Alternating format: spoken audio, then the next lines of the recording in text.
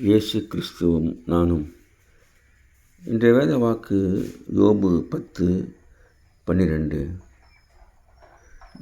எனக்கு ஜீவனை தந்ததும் அல்லாமல் தயவும் எனக்கு பாராட்டினீர். யோபு உத்தமனும் சன்மார்க்கனுமாய் இருந்தார்.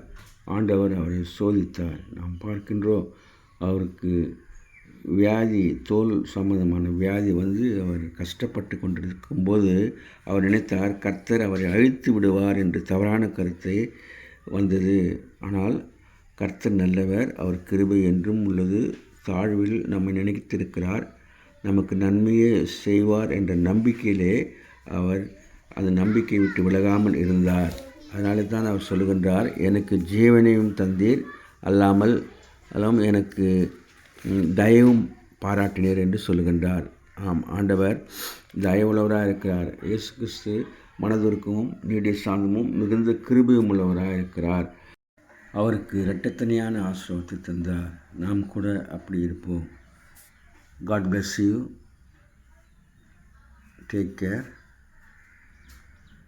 Be safe. Give heart to God, your hand to man.